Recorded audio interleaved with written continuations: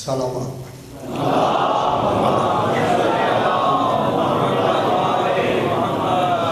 پھر بھی ایک مرتبہ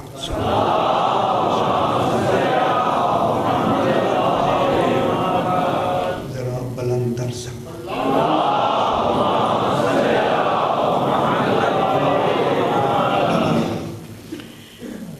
اعوذ باللہ من الشیطان الرجیم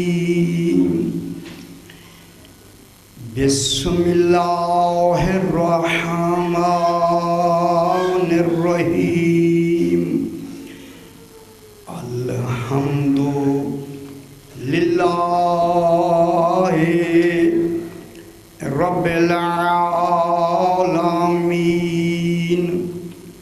الصلاة والسلام علی اشرف الانبیاء والمرسلین خیر المبشرین والمنذرین سیدنا و طبیب نفوسنا و شفیع ذنوبنا ابی القاسم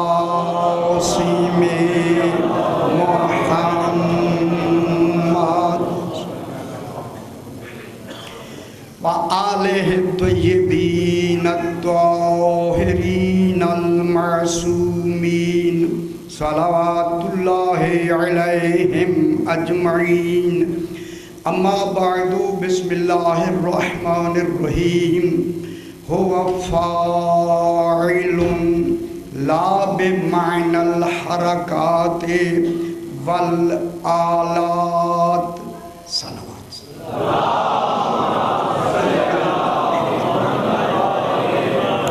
پھر بھی ذرا بلند تر صلوات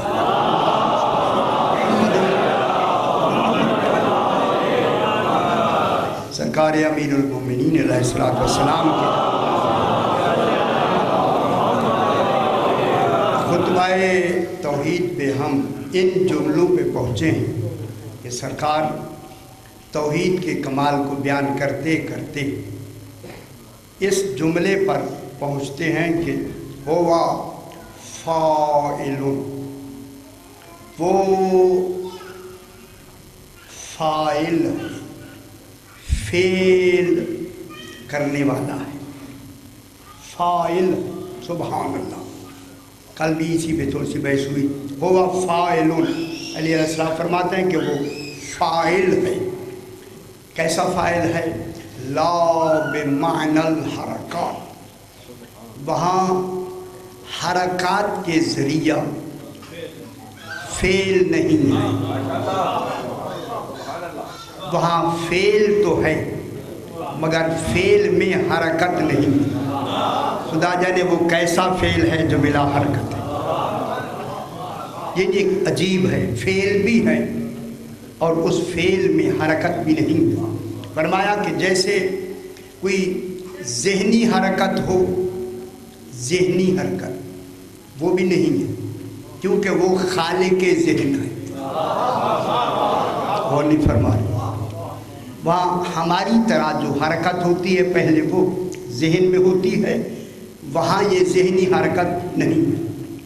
معلوم ہوتا ہے وہاں ذہن نہیں ہے، جب وہاں ذہن نہیں ہے وہاں عقل نہیں ہے، اللہ عاقل نہیں ہے۔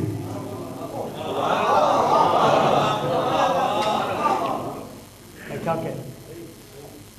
وہاں ذہنی حرکت نہیں ہے، وہاں جسمانی حرکت نہیں، لیکن اس حرکت کے کمال کو یوں بیان کیا سرکار نے، فرمایا وہاں قوت کاملہ ہے، اور نہیں فرمایا وہاں ایک قوت کاملہ ہے۔ عجیب ایک لفظ فرمائی امام نے، اور ارادہ تامہ ہے،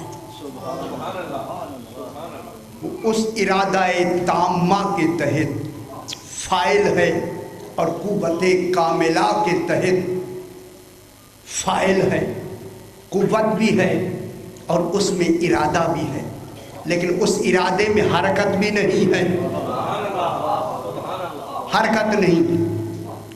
ول آلات، یہ جملہ بھی میں کہہ دوں چونکہ بحث کرنی ہے اس پر، اور اس میں کوئی وہ آلات کا بھی محتاج نہیں ہے. شاید جب بھی کوئی ہوتی ہے وہ ہونے میں کسی آلے کی محتاج ہوتی ہے. فرمایا وہ آلے کا بھی محتاج نہیں ہے، نہ حرکت ہے نہ احتیاج آلہ ہے، فاعل بھی ہے. اب پوچھا گیا مولا اس کا ارادہ ہے تعمہ. فرمایا اس کے ارادے کی، اس کے کمال کی دو قسمیں ہیں کہ اس نے کہا الا لہ الخلق والامر، اللہ کے لیے پیدا کرنا بھی ہے اور امر بھی ہے. معلوم ہو گیا اس کے فاعل ہونے کا تعلق دو عالم سے ہے. ایک عالم امر ہوتا ہے، ایک عالم خلق ہوتا ہے.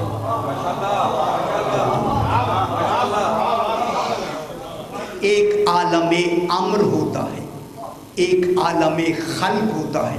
فرمایا کہ جب اللہ کے اس فاعل ہونے کا تعلق عالم امر سے ہوتا ہے پھر شے اور اس کے وجود میں آن بھی نہیں ہوتی.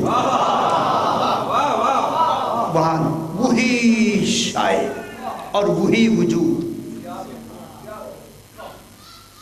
درمیان میں کوئی وقت نہیں ہے. وہی وجود وہی آن، یعنی اس شے ہی کا وجود، اس کا ہو جانا. ٹھیک ہے. عالم امر میں وہ شے کیا ہو جاتی ہے؟ ہونے کا نام شے کا ہونا ہے. اس ہونے میں حرکت نہیں ہے. ارادہ کیا شے ہو گئی، چاہا شے ہو گئی. یہ تو ہے عالم امر کے لیے. فرمایا جو عالم خلق ہوتی ہے، چونکہ خلق کا تعلق سبب سے ہوتا ہے، تدریج سے ہوتا ہے. جب اللہ کے اس فاعل ہونے کے ارادے کا تعلق عالم خلق سے ہوتا ہے تو پھر کیا ہوتا ہے کہ شے اپنے وجود اولی میں، وجود اولی میں، توجہ فرمائیں، وجود اولی میں فوراً آ جاتی ہے اور اپنی نشو و نما شروع کر دیتی ہے. درجہ بدرجہ ترقی کر کے درجہ کمال ذاتی پہ پہنچتی ہے. کیا کہہ رہے ہیں؟ جب عالم خلق سے ارادہ، بات مشکل ہے. جب شے کا تعلق عالم خلق سے ہو، خلق سے، تو وہ شے فوراً اپنے وجود اولی میں آ جاتی ہے. پھر نشو و نما اس کی کیا ہوتی ہے؟ درجہ بدرجہ. یہ درجہ بدرجہ ہی نشو و نما کا نام ربوبیت ہے. معلوم ہوتا ہے خالق نے، دیکھیں خالق نے اس کی ابتدا رکھی، اب تربیت کس کی شروع ہو جاتی ہے؟ اسی تربیت رکھنے والے کو امام کہتے.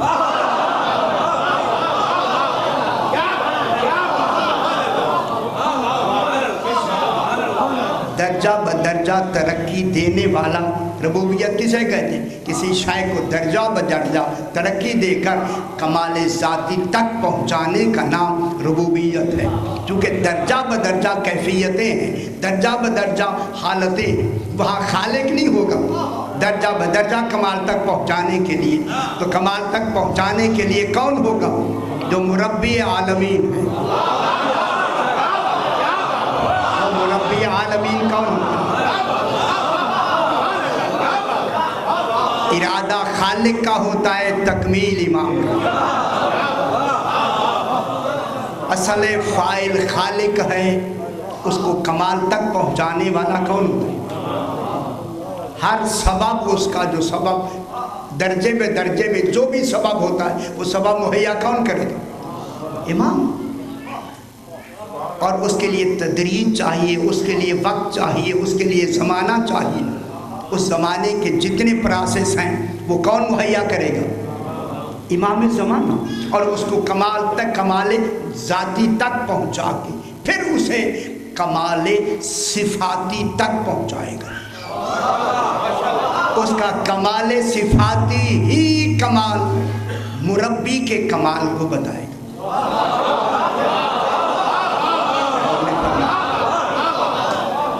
कमाल उस शय में पैदा होगा, उसकी दलील होगी इमाम ज़माना के लिए, और इमाम ज़माना दलील होगा तौहीद के लिए। तौहीद की दलील कौन बनेगी? शय दलील बनेगी इमाम के लिए, और इमाम दलील बनेगा तौहीद के लिए। तो अल्लाह फ़ाइल, तभी बहस करते हैं, अभी बहस करते हैं। अल्लाह फ़ाइल है, जरा बुलंदर सलावत पढ़ना।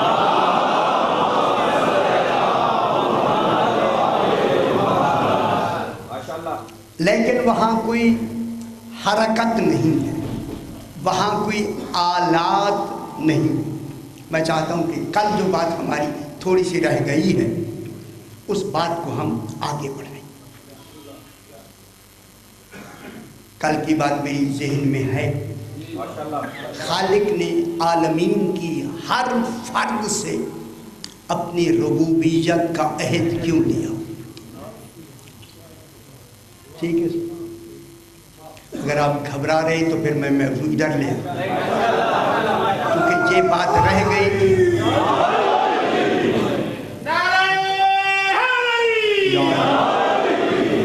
सरकार ये बात ज़रूरी है, आप जितनी मैं समझ रहा हूँ ज़रूरी है, यकीन फरमाएं किसी ने भी इस पे बहस की ही नहीं है, इसलिए ज़रूरी है। इस पर मैंने 2 दिन लगाए हैं ताकि ये बहस पूरी तरह टेप हो जाए। खुदा जाने फिर ये ज़िंदगी में कौन कोई बयान करे या ना करे, ताकि ये महफूज हो जाए। अब अल्लाह ने अपनी रुबूबियत का हर फर्द से अहद लिया, ठीक है, सामने आके अहद लिया, पर्दे में अहद नहीं लिया।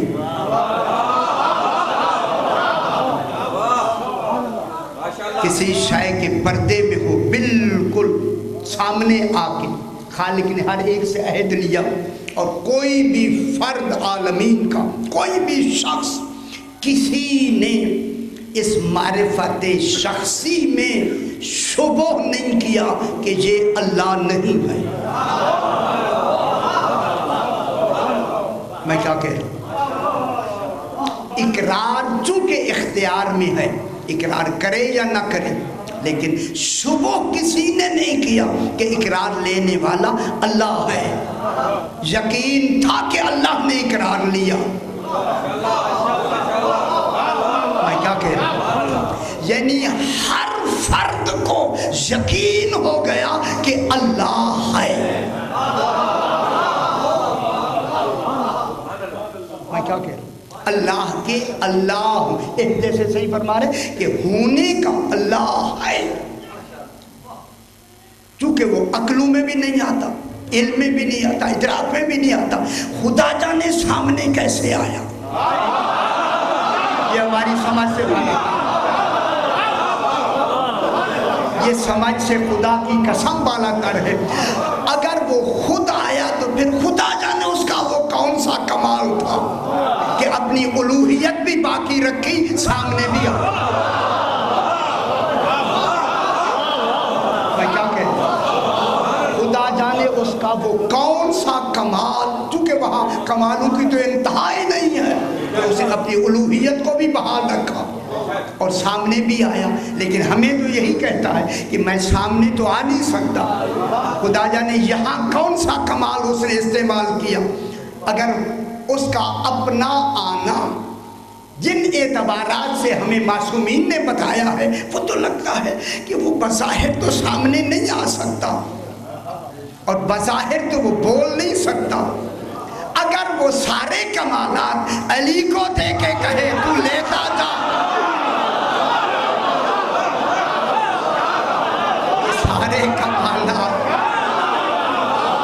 अगर अपने मजहर को दे के भेज दे, फिर तो शक व शुबो की गुंजाइश रहती।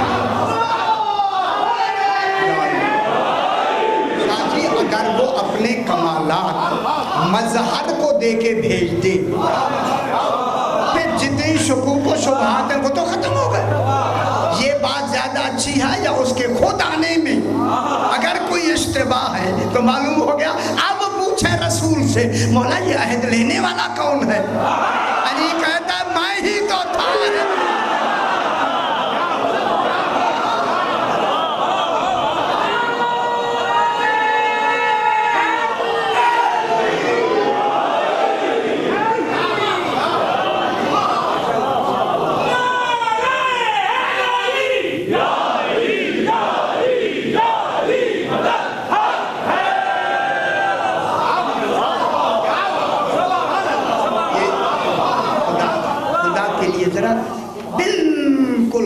وسط ذہن سے کہ مظہر نے آ کے اگر اس کے کمالات کو ظاہر کر دیا تو پھر ہر کمال کا مظہر کنے بنایا نا؟ اگلے سارے کمالات کے مظہر یہ ہیں تو پھر توحید کے لیے پھر کوئی اور ضرورت ہے کسی کی؟ جب علی موجود ہے تو پھر کسی اور سے کیوں جائیں ہم؟ جب مظہر کل موجود ہے۔ اب اس نے آ کے اس کی توحید کو اتنا نمایاں کیا تاکہ قیامت تک آنے والا کوئی بھی فرد اپنے اس اللہ کے ساتھ کسی اور کو شریک نہ کر سکے۔ ایسا لا شریک بتایا۔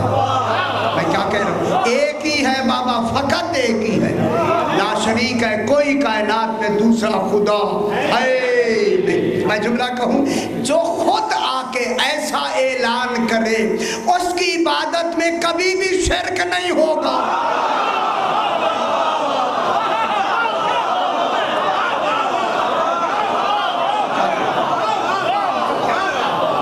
جو آ کے توحید کو اس نمایاں مقام پر پہنچا، کیا اس کی عبادت میں شرک ہوگا؟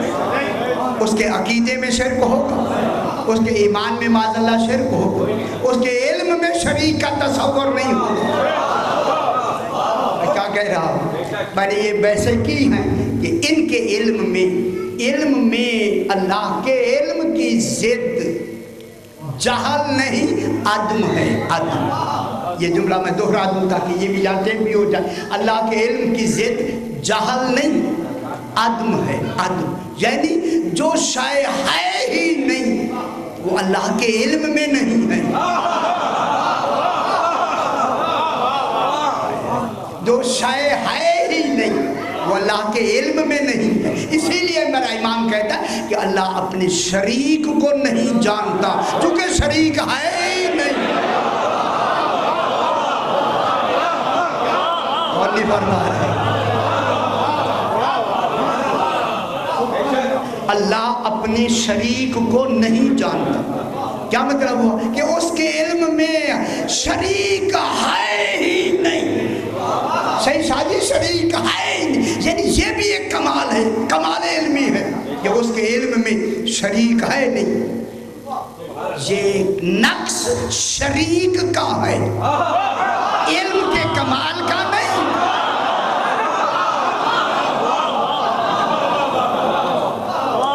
یہ نقص کس کا ہے؟ اس شریک کا۔ یہ شریک اتنا ناقص ہے کہ وہ علم میں آنے کے قابل ہی نہیں ہے۔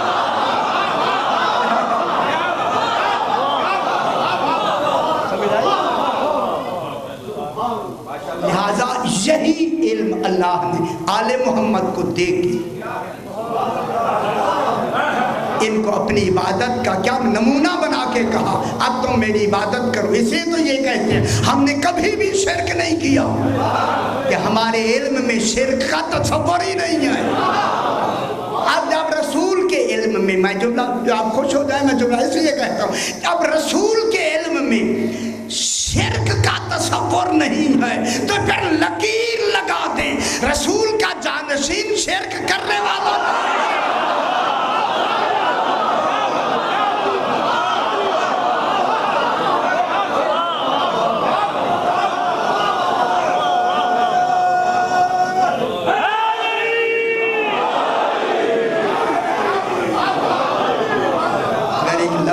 شرک ہو گیا تو تصور، خیال کریں خدا کے لیے۔ لیکن توحید کتنا بڑا، توحید کتنی بڑی شان، شرک سے بچنے کے لیے۔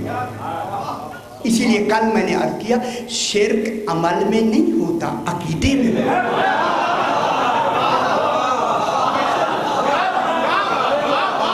اگر شرک عمل میں ہوتا تو شفاعت کس کے لیے؟ جی اللہ کیا کہتا ہے؟ ان اللہ لا یغفر یشرک بہ، ہر شے بخش دوں گا مگر شرک نہیں بخشوں گا۔ اگر عمل میں شرک ہوا تو پھر بخشے گا کیوں؟ ٹھیک ہے، شرک کس میں؟ عقیدے، عقیدہ صحیح ہو گیا۔ شرک کی کتنی قسمیں؟ کتنی قسمیں؟ اب دیکھیے شرک کی 4 قسمیں۔ شرک فی الذات، میں جو خادم ہوں میں بیان کرتا ہوں، اس لیے سوال کیا تاکہ آپ کی جستجو بڑھے۔ شرک فی الذات، شرک فی الصفات، شرک فی الطاعت، شرک فی العبادت۔ شرک کی 4 قسمیں۔ شرک فی الذات، اس کی ذات میں وہ جو ذات ہے اس ذات میں اسی کی طرح کا کسی کو برابر کا شریک قرار دینا۔ ٹھیک ہے، جیسے وہ ذات ہے بالکل، میری سمجھ آ رہی ہے؟ بالکل اسی طرح کا جیسے وہ ہے، کسی اور کو اس کی ذات کے ساتھ شریک کرنا، یہ شرک فی الذات ہے۔ اور کوئی ہے؟ کبھی آپ کے تصور میں اور کوئی آیا؟ بات ہم اپنی کیوں نہ کریں، ذرا اپنی کریں تاکہ ہم اپنے عہدہ برا ہوں۔ کیا کبھی آپ کے ذہن میں اللہ کے ساتھ کوئی ایسا اور کوئی شریک آیا؟ شرک فی الذات تو نہ ہو، لا شریک تو ہم کہتے ہیں۔ اشہد ان لا الہ الا اللہ وحدہ کہتے ہیں، یعنی کہ وحدہ کہتے پھر لا شریک کہتے ہیں، یہ بھی اچھا۔ وحدہ پہلے کہتے ہیں، صحیح، وحدہ پہلے کہتے ہیں، وحدہ مانے ایک، لا شریک تصدیق ہو گئی اس وحدہ کی۔ ٹھیک ہے، وحدہ لا شریک، معلوم ہو گیا ہمارے ہاں بے حمد للہ شرک بالذات نہیں۔ ٹھیک ہے، اب آیا شرک فی الصفات۔ گھبرائیں کیوں گھبراتے کیوں؟ شرک فی الصفات یعنی جس میں یار کی اللہ کی صفات ہیں وہ کسی وہی صفات بعین ہی کسی اور میں قرار دینا، یہ اللہ کی صفات عین ذات ہے۔ عین ذات ہیں یا نہیں؟ صحیح، اللہ کی صفات کیا ہے؟ عین ذات، اور روح میں بھی صفات عین ذات قرار دینا۔ ہمارا تو تصور ہی گیا، انبیاء کا تصور گیا، فرشتوں کا تصور گیا، رہ گئے فقط 14 میں جو صفات الہیہ ہیں یہ ان کی عین ذات نہیں ہے، یہ ان کی ذات کو عطا کی گئی ہے، زائد بر ذات ہے۔ میں روز کہتا آیا ہوں آل محمد علیہ السلام کی جو صفات ہیں، علم ہے، حکمت ہے، جتنی ہے یہ اللہ کی شاہ جی عطا کردہ ہے، عطا کی ہوئی ہے، ان سے زائد بر ذات ہیں، عین ذات نہیں ہے، ان کو اللہ نے عطا کی ہے۔ یہ نہ اللہ کی ذات میں شریک ہیں نہ صفات میں شریک ہیں، بلکہ مظہر صفات الہیہ۔ بات سمجھ آ رہی؟ اللہ نے ان کو اپنی صفات عطا کر کے ان کو ان صفات کا موصوف بنا کے اپنے کمالات کا، صفات کا ان کو مظہر بنایا کہ صفات میری ہوں گی، ظاہر تم سے ہوگا۔ میں خود مظہر نہیں بن سکتا، اس لیے میں نے تمہیں بنایا ہے۔ علم میرا ہوگا، ظاہر تم میں ہوگا، قدرت میری ہوگی، ظاہر تم سے ہوگا۔ ایسے ہے یا نہیں؟ خدا کے لیے میرے ساتھ کہیں کوئی بات ہے تو مجھے ابھی فرما دو، ایسے ہے یا نہیں؟ یہی ہوتا ہے یا نہیں؟ شادی یہی ہے، یہ کیا ہے؟ اللہ کے کمالات کے مظہر ہے. اللہ نے ان کو عطا فرمائی ہے، وجود بھی عطا کیا ہے، اسی وجود میں کمالات بھی عطا کی ہے. ان کی صفات عین ذات نہیں، تو پھر شرک پھر صفات بھی ختم ہو گیا. آگے آ گیا شرک فی الاطاعت. کچھ حضرات گھبرائے بیٹھے، پتہ نہیں میں ایسی بات تو نہیں کر رہا جیسے آپ کی گھبراہٹ ہو، بلکہ میں مسئلہ کلیئر کر رہا ہوں آپ کو ملا کے. اس میں میں بھی اپنے عقیدے کو کیوں نہ یہاں ٹیپ کرا دوں کہ پتہ تو لگے. شرک فی الاطاعت، دیکھیں سب سے اطاعت کس کی ہے؟ پہلے فقط اللہ، کسی اور کی اطاعت ہے نہیں. لیکن جن کی اطاعت کا اللہ حکم دے گا ان کی اطاعت نہیں ہوگی، گویا اللہ.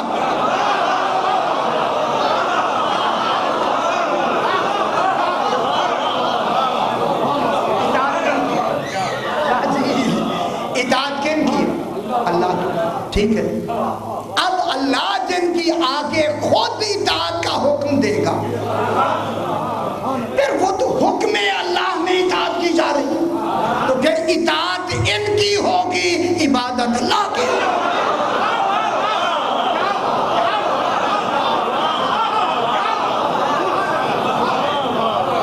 ہم جو ان کی اطاعت کرتے ہیں کیا کہتے ہیں؟ محمد الرسول اللہ.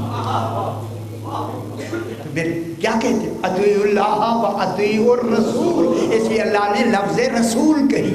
رسول کیا ہوتا ہے؟ کسی کا بھیجا ہوا. وہ مرسل ہے، یہ مرسل ہے. اطاعت کس کی ہے؟ رسول کی. وَأُولِي الْأَمْرِ، امر کس کا ہے؟ اللہ کا. صاحب امر کون ہے؟ امام. کہ امر اس نے دیا، ان کو دے دیا، اسے رسول بنا دیا. پھر یہ تو آئے ہوئے کو مان رہے ہیں نا ہم، ان کو اللہ کہاں مان رہے ہیں؟ ان کی اطاعت بحیثیت رسول ہو رہی ہے، ان کی اطاعت بحیثیت امام ہو رہی ہے. اب ان کی اطاعت امر الہی سے ہو رہی ہے، تو شرک فی الاطاعت کہاں ہے؟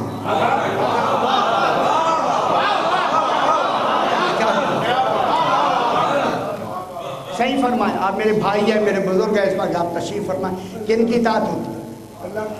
اشہدو ان لا الہ الا اللہ و اشہدو ان محمدا عبدہ و رسول. عبدہ و رسول اطاعت کس کی اطاعت ہے؟ اس کے عبد کی، اس کے رسول کی. بحیثیت رسول اطاعت کر رہے ہیں، بحیثیت اللہ اطاعت ہی نہیں ہو رہی. ان کی جو اطاعت بحیثیت امام ہو رہی ہے. جب بحیثیت امام بحیثیت رسول اطاعت ہو رہی ہے تو امر الہی سے ہو رہی ہے، پھر تو یہ اللہ کی اطاعت ہے.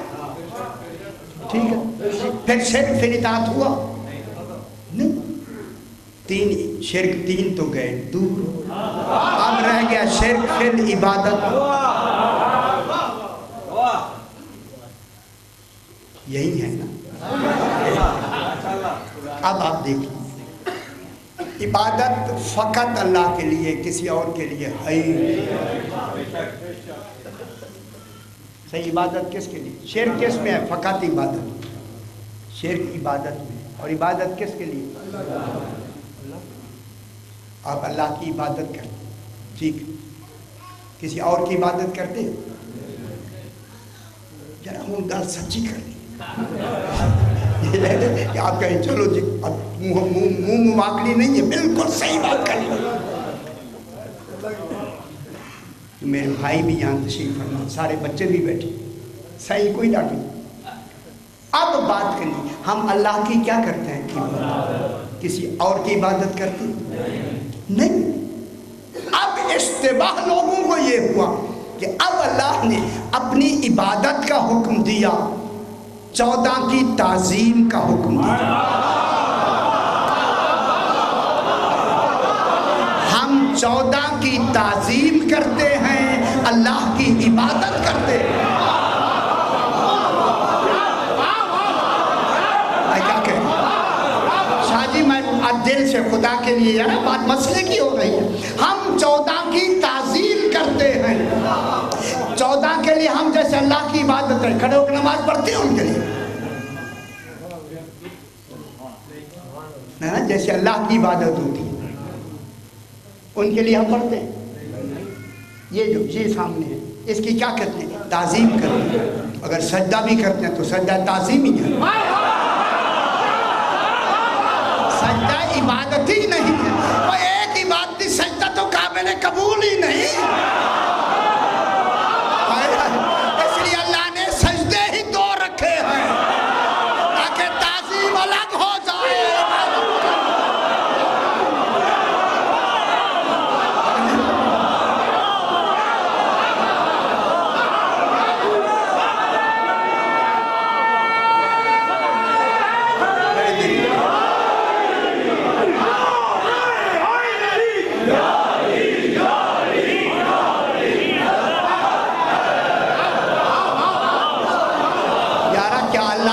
سجدوں کا ہوتا ہے شاہ جی، کوئی سجدوں کی وجہ سے اللہ مسجود بنا، رکوع ایک کروایا ہے، جھکنا ایک دفعہ کا ٹھیک، یہ سجدے دو کیوں کروائے ہیں؟ خدا گواہ دو کروانے دلیل ہے، کسی اور کا بھی سجدہ ہے۔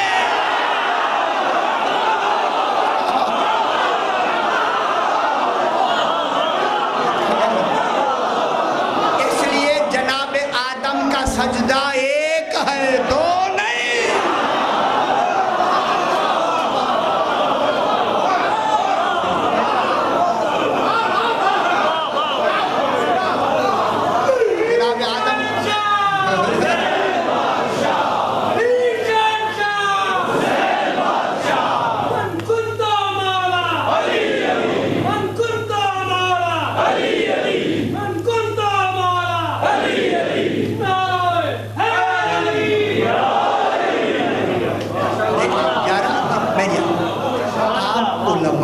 جناب آدم صحیح علماء گزرے ہیں، وہ کہتے ہیں وہ جو ہم ان کو جا کے سجدہ کرتے ان کو چومتے، یار یہ نہیں دیکھ رہے کہ ان کو جو ہم چوم رہے ہیں نیت ہماری کیا ہے؟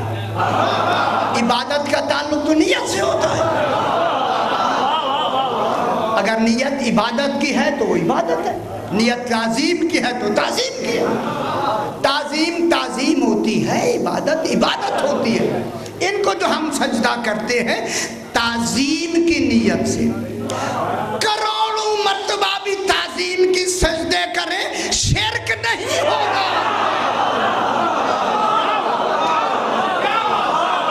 مجھے فتویٰ دے دیں، فتویٰ دیں تعظیم کے سجدے میں شرک ہوتا ہے، فرمائیں۔ یارا میرا یہ پیغام 55 ملکوں کو جا رہا ہے، 55 ملکوں کو، اتنی عرصہ ہم چپ رہے ہیں، ہم نے کہا چلو آپ جو کہتے تھے مانتے گئے، وہ بابا اگر ان کے تعظیمی سجدہ جب تعظیم کا سجدہ ہو، کوئی مولانا فتویٰ دے کہ شرک ہوتا ہے، اگر شرک ہوتا تو اللہ اپنی عبادت کا سجدہ بعد میں کرواتا ہے، تعظیم کا سجدہ پہلے کرواتا ہے۔ اللہ نہیں جانتا تھا سجدے جو میں کروا رہا ہوں بعد میں میرے لیے کوئی مشکل ہوگا؟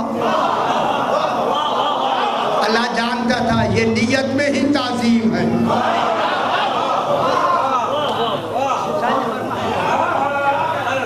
یہ جو سجدے ہو کس چیز اس میں ہو؟ عبادت میں بھی کوئی شرک نہیں ہے، عبادت میں کوئی شرک نہیں۔ اچھا آگے اچھا تھوڑا حوصلہ ابھی پھر دیکھیں، شاہی گھبرا گیا۔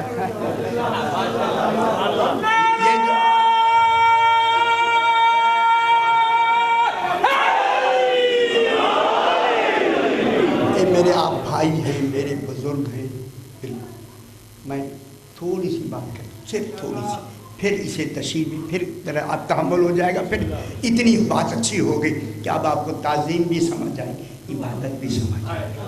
اللہ کی عبادت ہے آل محمد کی تعظیم، یہ حق ہے ہمیں جتنی ہم اس کی عبادت کریں اتنی ان کی تعظیم، یہ ہمیں حق ہے، حق ہے جتنی اس کی عبادت کریں اتنی ان کی تعظیم کریں۔ حق ہے یا نہیں؟ عدل یہی ہے، صحیح شیخ شاہ جی نے صحیح فرمایا، عدل یہی ہے کہ جتنی ہم اس کی عبادت کریں اتنی ہم ان کی تعظیم کریں، لیکن فرق اتنا لگتا ہے عبادت کے لیے اللہ نے اس لیے وقت مقرر کر دیا، باقی یہ وقت چھوڑا ہی تعظیم کے لیے۔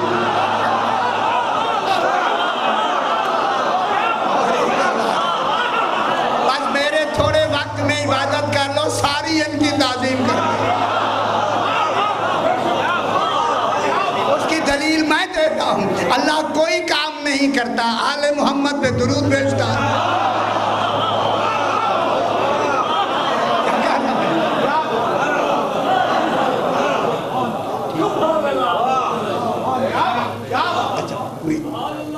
ناراض تو نہیں بیٹھے؟ ان کی تعظیم ہے اللہ کی، جب آپ کی نیت تعظیم کی خدا کے لیے، جو میں جملے کہہ رہا ہوں پوچھیں مولانا صاحبان سے، یار آپ پوچھیں، آپ لاہور میں بیٹھے ہیں یا نہیں؟ پورے پاکستان کے دل میں آپ بیٹھے ہوئے، دل میں، اگر دل ہی کمزور ہے تو پھر آگے کیا کریں گے؟ ان جا کے کل ہی جا کے پوچھیں بھائی تعظیم کے لیے کیا حکم ہے؟ ہم ان کو تعظیم کرتے، یہ سجدہ، انہیں سجدہ تعظیم کرتے، شعر کا ہے تو دلیل دے، کیسے شعر کرتے؟ دلیل تو پوچھ سکتے ہیں، ذرا اتنی تو آپ پہ ہمت ہونی چاہیے۔ اللہ کی عبادت کرتے ہیں، وہاں کوئی دلیل نہیں پوچھتے، ہم اگر انہیں سجدہ کرتے پھر ہم دلیل نہ پوچھیں۔ آل محمد کو ہم تعظیم میں سجدہ کریں، اگر وہ کہتے ہیں شعر کا ہے تو دلیل دیں۔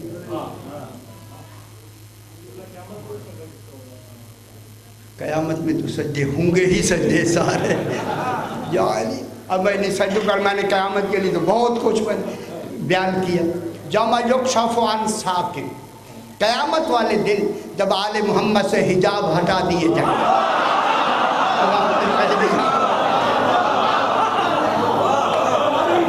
یوم یکشف عن ساق، ساق والا مسئلہ بہت بڑا مسئلہ ہے۔ جب آل محمد سے حجاب ہٹا دیے جائیں گے، کون سے حجاب ہیں؟ 70,000 حجاب خالق نے ڈالے، ان کی طینت پہ ڈالے تاکہ ہم انہیں دیکھ سکیں۔ جب قیامت والے دن حجاب ہٹا دیے جائیں گے، کل حجاب، یوم یکشف عن ساق ویدعون الی السجود، اور کہا جائے گا آؤ ان کو سجدہ کرو۔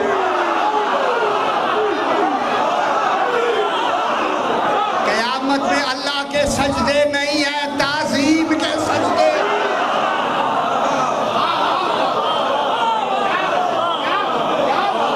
شاہ جی تعظیم کے کیا ہوگا؟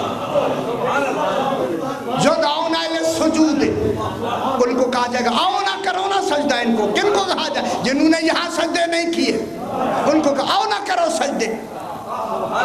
یدعون الی السجود فلا یستطیعون، انہیں طاقت ہی نہیں ہوگی، کیوں کہ ان کی ریڑھ کی ہڈی بیل کے سینگ کے مانند ہو جائے گی، جھکنا چاہیں گے جھک نہیں سکتے۔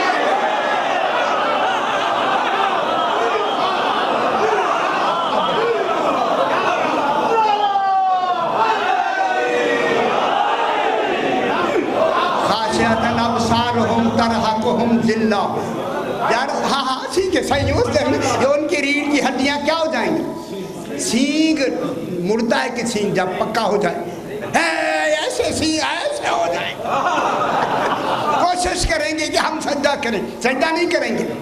فلا یستطیعون، استطاعت نہیں ہو۔ 29واں پارہ، یار نور الکلام کی میں آج پڑھ رہا ہوں، کیونکہ وقت نہیں ہے اس لیے میں کہہ رہا ہوں۔ فلا یستطیعون خاشعۃ ابصارهم، آنکھیں ان کی پتھرائی ہوئی ہوں گی، ترہقہم ذلہ، ہر طرف سے ذلت ہی ذلت۔ میں کیا کہہ رہا ہوں؟ ترہقہم ذلہ، ان کو ذلت نے گھیرا ہوا ہوگا، رسوائیوں نے گھیرا ہوا ہوگا۔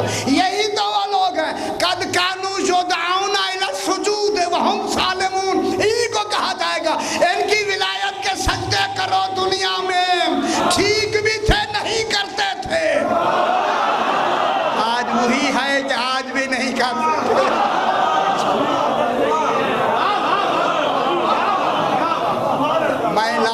بات کر رہا ہوں یہ بات یہاں تک آج نہیں رہے گی، اللہ جانے پورے لاہور میں پھیلے گی۔ خدا کے لیے اگر تعظیم کے سجدے کے لیے شرک کا فتویٰ ہے، فتویٰ دیں ہم اسے ان کو دیکھنے سوچنے کے لیے ہم پھر دیکھیں گے۔ نیت تعظیم کی ہے، ان کو سجدہ کرنے، مجھے نہیں معاذ اللہ، آل محمد کو، شاعر اللہ کو ہم، من یعظم شاعر اللہ ہے، جو شاعر اللہ کی تعظیم کرے گا۔ کمال تعظیم کا آخری مقام سجدہ ہے۔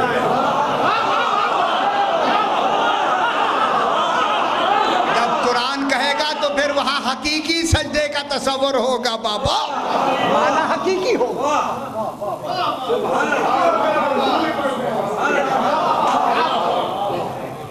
یہ کل آپ آئیں گے تو پوچھ کے آئیں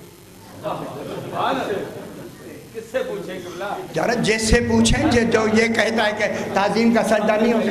یارا میں کیا کہہ رہا ہوں، اس لیے میں نے عرض کیا کہ وہ دلیل تو ہمیں دیں، ہم تو دلیلیں دے رہے ہیں، ایک دلیل وہ بھی ہمیں دے دیں خدا کے لیے، جو کہتے ہیں تعظیم کا سجدہ شرک، کون سے حوالے سے دیں گے؟ کوئی دلیل تو دیں گے، جب دلیل دیں گے کل آپ دیں گے، پرسوں جواب سنیں گے پھر اس کو بس۔ اسی لیے عقیدے میں جو ہے وہ شرک ہے، عبادت میں بھی شرک نہیں ہے، اطاعت میں بھی شرک نہیں ہے، صفات میں بھی شرک نہیں ہے، ذات میں بھی شرک نہیں۔ شرک کی تو چار قسمیں آپ نے ساری مل کے ہم نے بیان کی، کوئی گڑبڑ ہوئی نہ کوئی تھوڑی سی، کسی پہلو سے ختم ہو گئی۔ شکر ہے اللہ تعالیٰ، شکر ہو گیا یا نہیں؟ یار شکر کریں، شکر ہو گیا یا نہیں؟ پھر کیوں فتوے ہیں؟ شاہ جی فرمایا آپ بھی عبادت میں، آپ اطاعت کرتے ہیں، عبادت کرتے ہیں، توحید کو مانتے ہیں، صفات ذات کو مانتے ہیں، کوئی ہے صفت ایسی؟ صحیح آپ فرمائے، آپ میرے بزرگ ہیں، کوئی ہے ایسی بات؟ نہیں ہے۔ جب نہیں ہے تو اب پھر کس میں ہوگا؟ عقیدے میں۔ اب اللہ کیا کہتا ہے؟ ربک یخلق ما یشاء و یختار، میرا بھی تیرا رب یخلق کو پیدا بھی کرتا ہے اور یختار انتخاب چنتا بھی ہے، چن کے جن کو امام بناتا ہے۔ بالکل نرم لہجے سے یار یہ باتیں دور تک چلی گئی، اب پوچھا جائے گا انشاءاللہ کل کہ یہ ہوتا کیا ہے۔ اب یہ ہوا جناب کہ ربک یخلق ما یشاء صحیح و یختار، سورہ قصص، اور یہ 68 نمبر آیت ہے، 68 سورہ قصص 20ویں پارے کی۔ 6 اور 8 کتنے ہوئے؟ ہیں ہی 14۔ اور نہیں فرما رہے، اللہ بھی جانتا تھا کہ یہی ڈنڈی ماریں گے، اس لیے نمبر بھی 14 دے دیا، 68 نمبر کی، 68 آیت نمبر 68 ہے سورہ قصص۔ ربک یخلق ما یشاء و یختار، تیرا رب میرا حبیب پیدا بھی کرتا ہے اور چنتا بھی ہے۔ چننے کے معنی کیا ہے؟ کہ اپنے عہدوں کے لیے منتخب کرتا ہے۔ چننا عہدے کے لیے ہے یار، پھٹی چننا نہیں، خیال کرنا، عہدوں کے لیے چننا ہے۔ عہدے کیا ہیں اللہ کے؟ کہاں سے عہدہ شروع ہوتا ہے اللہ کا؟ نبوت سے۔ جب اللہ چنے گا تو نچلے عہدے نہیں چنے گا، آخری چنے گا۔ ہائے ہائے، آخری عہدے میں اب نبوت کا آخری عہدہ کیا ہے؟ خاتم المرسلین۔ اب خاتم کے بعد جو چنے گا وہی ہوگا جو ان کے جانشین ہوں گے۔ اور یہ فرما رہے نبوت میں جب آخری عہدہ ہوگا تو پھر امامت کا معیار کہاں سے شروع ہوگا؟ ٹھیک ہے نا، جب جانشین چنے جائیں گے تو کہاں سے چنے جائیں گے؟ کئی مرتبہ میں نے بیان کی۔ تو اب یہ جو چنے گا کن کو؟ خاتم النبیوں میں خاتم المرسلین کو، سرکار امام بھی ہے، خاتم المرسلین بھی ہے، نبوت میں آخری کو چن لیا، کمال ہے آخری کا۔ اب آخری کے بعد کن کو چنے گا؟ نبیوں کو چنے گا؟ رسولوں کو چنے گا؟ نہیں، ختم۔ اب کن کو چنے گا؟ جو اس رسول کے جانشین۔ وہ جانشین کون ہوں گے؟ امام۔ اب کن کو چنے گا؟ امام۔ ربک یخلق، سمجھ آ رہی ہے نا بابا؟ ربک یخلق ما یشاء و یختار، جو چاہتا ہے، جن کو ما یشاء، جو بھی چاہتا ہے، پیدا بھی کرتا ہے اور ان کو چنتا بھی ہے۔ اب ما کانا لہم الخیرہ، ہمارے پیدا کرنے میں اور انتخاب میں کسی کو بھی اختیار نہیں۔ تو بات سمجھ آ رہی ہے نا میرا بابا؟ ما کانا نہیں ہے، کانا جو بحث نہیں کرتے، کانا نہیں ہے، جب سے ہے جب تک ہے نہیں ہے، کانا استمرار کے لیے آ رہا ہے یارا، نہیں ہے۔ ما کانا لہم، ہم کی ضمیر کن کے لیے؟ کچھ تو ہوں گے نا لوگ، ہم لوگوں کے لیے، ہم من لوگ، کوئی تو ہوں گے جو اللہ کے علم میں ہے، نام لیا انہیں ہم کا، معلوم ہوتا ہے اتنے نمایاں ہیں انہیں ہم کا، اور انہیں فرما رہے نام لیا اللہ نے، تو ہم کی ضمیر جمع کی ہے، میں پیدا کی جمع کم سے کم جتنے ہوتے ہیں آپ کو بتائیے۔ تو اب لہم کی ضمیر کیا ہے؟ ما کانا لہم الخیرہ، یار میں نے بات کر دی، ان کے لیے اختیار ہے نہیں ہے، ما کانا نہیں ہے ان، اچھا ایسے لگتا ہے یہ آپ چاہتے ہیں ماشاءاللہ، تسلی یعنی بالکل پیاس ہے، ما کان لہم الخیرہ، ان کے لیے اختیار نہیں ہے، کس کا؟ نہ پیدا کرنے کا، نہ چننے کا، چن بھی نہیں سکتے، پیدا کر بھی نہیں سکتے، معلوم ہو گیا چنے گا وہ جو پیدا کر سکتا ہے، اور نہیں فرما رہے، چنے گا وہ جو خلق کر سکتا ہے، جو خلق ہی نہیں کر سکتا وہ چنے گا کوئی ایسا۔ یخلو کو اس لیے پہلے لگا دیا، یخلو وہ پیدا کرتا ہے، وہ یختار، اور کیا کرتا ہے؟ چنتا، چن لیتا ہے، جب چن لیتا ہے آگے کیا فرمایا؟ ما کان لہم الخیرہ، ان کے لیے کوئی اختیار نہیں ہے۔ خارہ یخورو کے بارے میں باب آتا ہے یار اختیار ہی نہیں ہے ان کو اختیار۔ اب آگے کیا کہتا ہے؟ سبحان اللہ، اللہ سبحان ہے، وہی اے اللہ تو اپنی سبحانیت جا بیان کیوں کر رہا ہے؟ سبحان اللہ، اللہ سبحان ہے، وتعالی، خدا جانے یہ علو سے ہے، عالی ہے، بلند ہے، تعالی، اللہ تعالی، یہی سے تو تعالی کہتے ہیں نا۔ معلوم ہوتا ہے اختیار سے اللہ نے اپنے آپ کو تعالی کی لفظ ساتھ لگا دی، تاکہ جب بھی تعالیٰ کہے تو یہ انتخاب اور یہ ہر وقت ذہن میں رہے۔ پورے قرآن میں تعالیٰ کہاں آیا ہے؟ یہی تو آیا ہے، جب اللہ تعالیٰ ہے تو پھر انتخاب یاد رہے گا یا نہیں رہے گا؟ معلوم ہوا جب بھی اللہ تعالیٰ کہو گا آل محمد کا انتخاب یاد رہے گا۔ اس لیے تعالیٰ کی لفظ اللہ نے یہاں سے لی، اسی انتخاب سے لی، سبحان اللہ ہے، وتعالی، اللہ کیا ہے؟ اللہ کیا ہے؟ تعالی۔ آئندہ جب بھی کوئی تعالیٰ کہے ان سے کہے یار اللہ نے تعالیٰ کہاں کہا ہے؟ یہ تو یاد رہے گا ملک صاحب، یہ تو یاد رہنا چاہیے۔ ان سے کہے وہ جا رہا قرآن پاک میں قصص 20ویں پارے میں اللہ نے تعالیٰ کس آیت میں کہا؟ ان سے کہیں جب ان کو امام بنایا اپنے آپ کو تعالیٰ کہا، معلوم ہے جب بھی اللہ تعالیٰ ہوگا وہ بھی یاد آئے گا، امام بھی یاد آئے گا۔ کیسا حکیم ہے یارا، کیسا حکیم کہ ہر وقت آل محمد میرے ساتھ رہے، جب بھی میرا ذکر ہو آل محمد دور نہ رہے۔ تعالیٰ کی لفظ یہاں سے لیا نہیں، سبحان اللہ ہے، وتعالی، پورے قرآن میں تعالیٰ کہیں نہیں ہے یارا، صرف اسی جگہ پہ تعالیٰ کہاں ہے؟ جب آل محمد کے ان اماموں کو جب انتخاب کیا تب تعالیٰ کہا، اللہ تعالیٰ، معلوم ہوتا ہے جب بھی اللہ تعالیٰ کہا کرے آپ بھی جب بھی، تاکہ آل محمد کا ذکر بھی تعالیٰ میں آ جائے۔ پوچھیں لوگوں سے خدا کے کچھ تو ہمت کرے یار، یاد بھی رکھے، آپ یاد بھول جاتے ہیں. سبحان اللہ ہے، اللہ سبحان ہے، و تعالی اور تعالی بلند ہے، اما یشرکون، اللہ کے مقابلے میں کنہی کو بنا. ذرا بات میں نے کہہ دی، یہ یہاں یشرکون یہاں آ کے کیوں لگایا؟ یہ ہے یشرکون جو ان کے بنے ہوئے اماموں کو امام نہ مانے.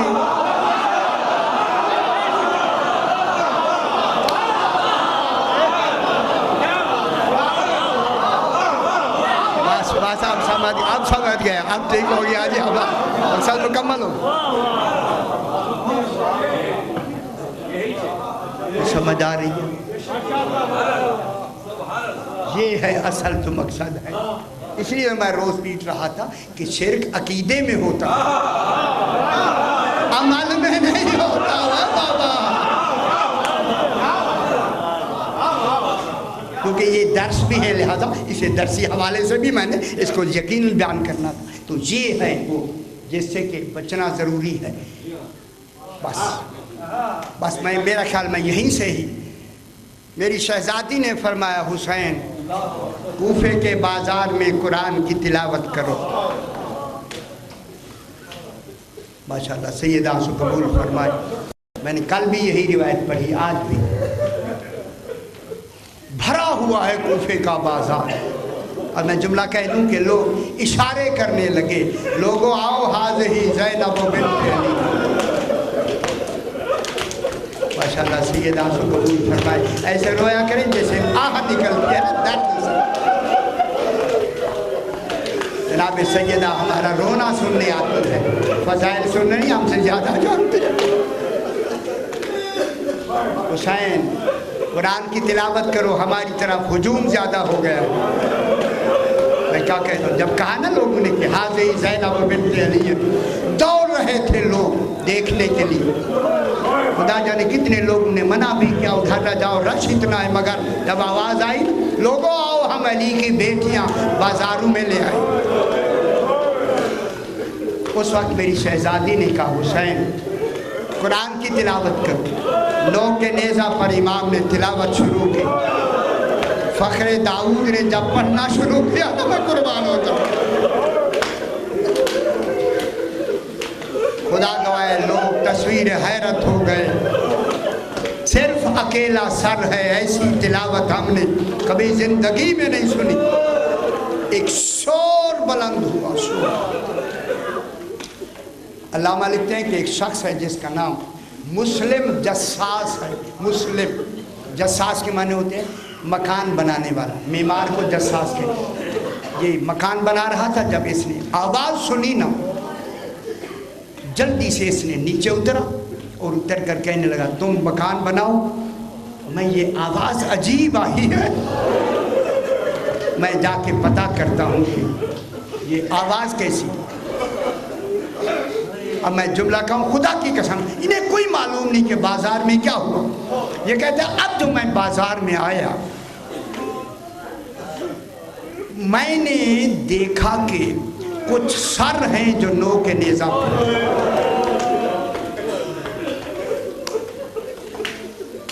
یہ کہتا ہے میں سر دیکھ رہا ہوں، ایک سر نہیں 18 سر.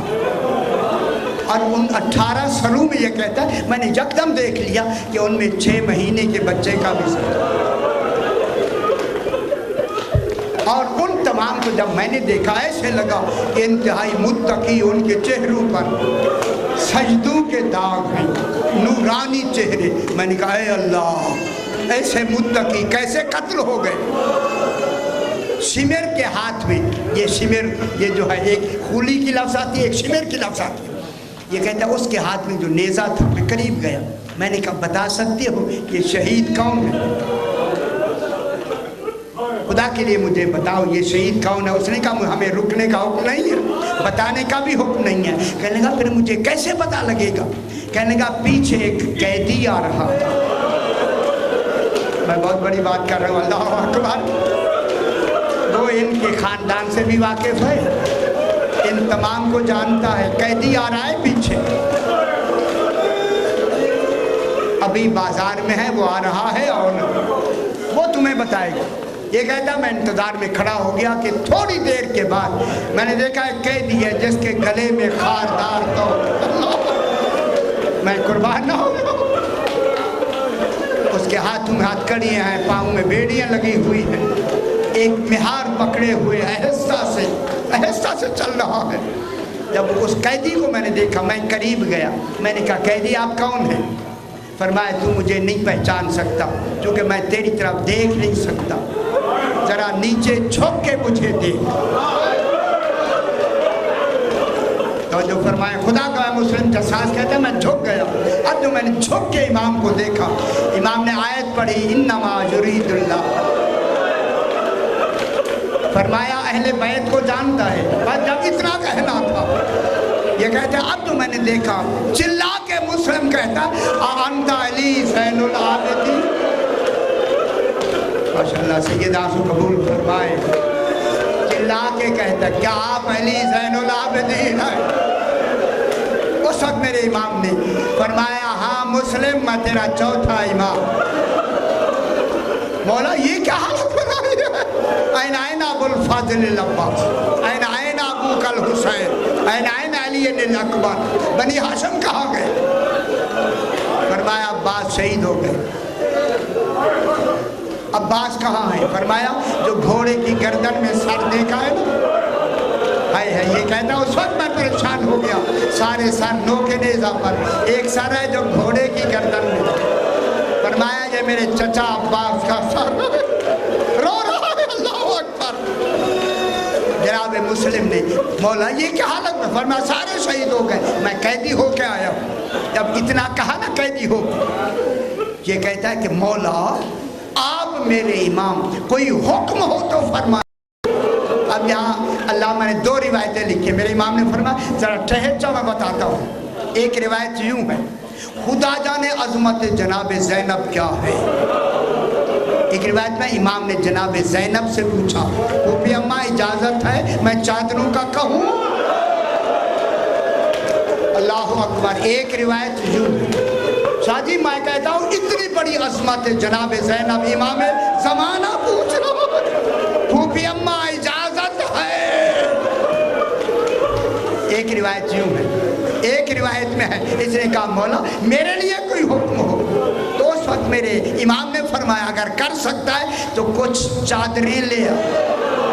جب چادروں کا نام آئے یہ کمرہ مولا چادریں کیا کرتی ہیں؟ جناب زینب نے آواز سنی، کہا سجاد کون آیا؟ فرمایا ہمارا مسلم آیا ہے، چادروں کا کہہ رہا ہے۔ فرمایا انہیں پہلے چادروں کا نہ کہو، انہیں پہلے میرا سلام کہو۔ اللہ اکبر۔ میرے امام نے فرمایا مسلم جساس زہرا کی بیٹی زینب تمہیں سلام کہتی ہے، خدا کو اپنا منہ پیٹ رہا ہے۔ آقا مولا بیویوں کا سلام بازار میں نہ پہنچائے۔ فرمایا آنکھیں بند کرو، ان کے سروں پہ چادریں نہیں آئیں، وہ برہنہ سر کھڑی ہیں سرے بازار۔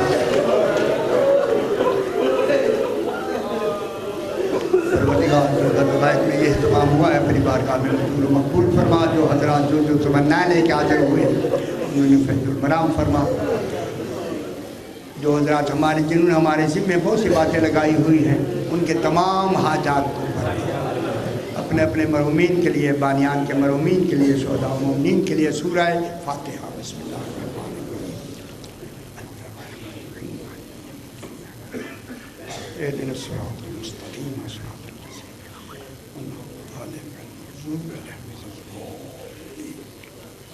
ربنا تقبل منا انک انت السمیع العلیم رب زدنی علما وزدنی علما۔